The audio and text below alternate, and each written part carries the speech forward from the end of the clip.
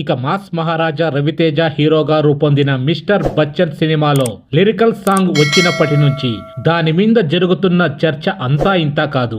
ముందు రవితేజ హీరోయిన్ భాగ్యశ్రీ బోర్సే మధ్య వయసు వ్యత్యాసం గురించి కొన్ని మీమ్స్ అయితే వచ్చాయి. ఇక రవితేజ కన్నా సీనియర్ స్టార్ హీరోలు సగం కంటే తక్కువ ఏజ్ ఉన్న వాళ్ళతో ఆడిపాడినప్పుడు రాని అభ్యంతరం కేవలం మా హీరో రవితేజ చేసినప్పుడు మాత్రమే కనిపిస్తున్నాయా అంటూ ఫ్యాన్స్ రివర్స్ కౌంటర్స్ వేశారు.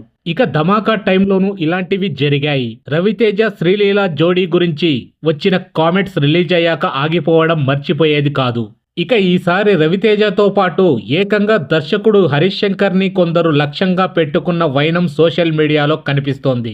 ఇక పాటలో భాగ్యశ్రీ మోహం కన్నా ఆమె శరీరాన్ని ఎక్కువ హైలైట్ చేశారంటూ ఒక స్టెప్పుని పదే పదే రిపీట్ మోడ్లోకి చూపిస్తూ ఆయనేదో గతంలో ఎవరూ చేయించని ఎక్స్పోజింగ్ చేయించారనే రేంజ్లో కామెంట్స్ పెడుతున్నారు.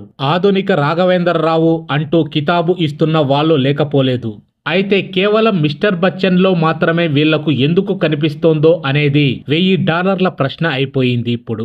ఇక ఇదంతా ఉద్దేశపూర్వకంగా జరుగుతున్నది తప్ప మరొకటి కాదని ఫ్యాన్స్ వాదన చేస్తున్నారు. ఇక ధమాకా, వాల్తేరు వీరయ్య మినహాయించి గత కొన్నేళ్లలో రవితేజ సక్సెస్ రేట్ తక్కువగా ఉంది. ఇక వేగంగా సినిమాలు చేయడంలో జరుగుతున్న పొరపాట్ల వల్ల ఫెయిల్యూర్స్ వచ్చాయి. అలా అని మాస్ మహారాజా రవితేజ అన్ని రొటీన్ కమర్షియల్ కథలు చేయలేదు.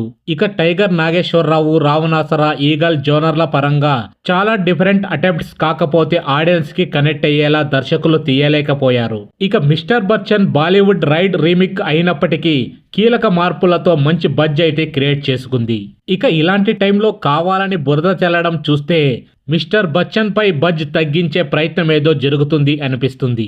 సో ఫ్రెండ్స్, ఇలాంటి ఇంట్రెస్టింగ్ టాపిక్స్ కోసం మా ఛానల్ని సబ్స్క్రైబ్ చేసుకోండి. అలాగే పక్కనే ఉన్న బెల్ బటన్ని యాక్టివేట్ చేసుకోండి. Thanks for watching.